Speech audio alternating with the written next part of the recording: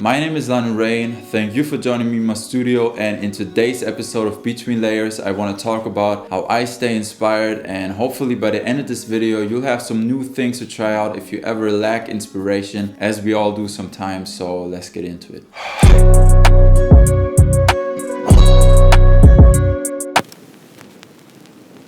Every music producer has a space in which they create most of the time, may it be a big studio or just your bedroom. In my personal experience, my surrounding has one of the biggest subconscious influences on how I feel and how inspired I am. So how can you change your environment without having to refurnish your whole room? First of all, clean it. Maybe you're sitting on your computer with your old underwear laying next to you on the floor, or maybe it's been a while since you dusted off your shelves and instruments. Trust me, messy room, messy mind. Another way to change the feel of your space is with lighting. Sometimes I want to have a lot of natural light coming in through my windows. Sometimes I like it a little darker with a certain color of light. And actually color changing LEDs aren't that expensive, and in my opinion a must-have for any music producer.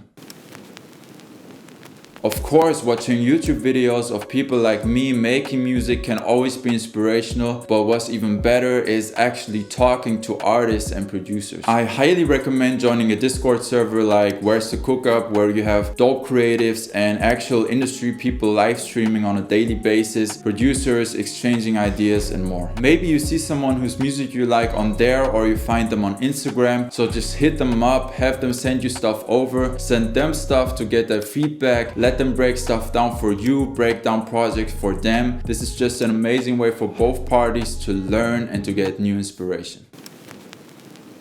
In the beginning I talked about your general environment. Now we're going to get a little more specific and talk about your musical surroundings. Changing your setup every now and then is vital to prevent yourself from getting stuck in a creativity blocking routine. My Dollar series is one way I try to switch it up and get some new ideas by working 100% analog, but of course you need some gear for that. Let's say you have a MIDI keyboard, for example. Maybe just try using the actual keys on your computer keyboard, or you're working with your headphones most of the time, just try turning on your speakers and see what that does. I know most of this stuff sounds simple and kind of dumb, but just try it out and see what happens.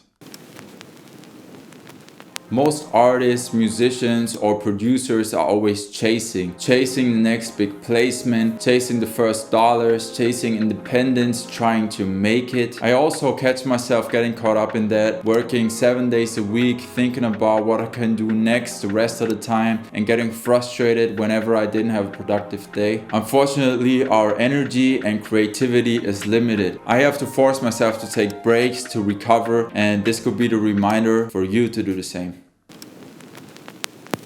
If there's an instrument you've always wanted to try, just go and get it. There's a lot of affordable options out there for guitars, basses, flutes, percussion and more. Or you could just download a new VST, or just open a VST that you already own but never use. Hearing and playing new sounds will always take your brain somewhere else. Highly recommend trying that out.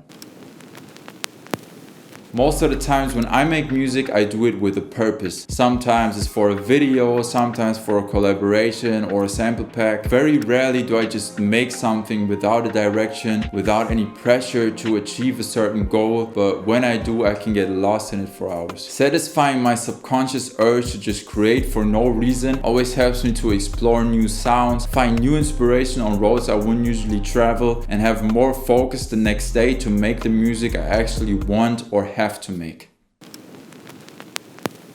I know as creatives we just want to be creative, but when was the last time you just sat down and learned something new? Making a lot of music for a long time will make you better and better, but to really advance your sound you also have to study. Before I went to music school I was pretty good, but after learning about music theory, arranging for orchestras, mixing and engineering, it was just this whole new world of possibilities that opened up for me. Start small and try learning one new chord today, because trust me, adding new knowledge to your creativity equals more inspiration.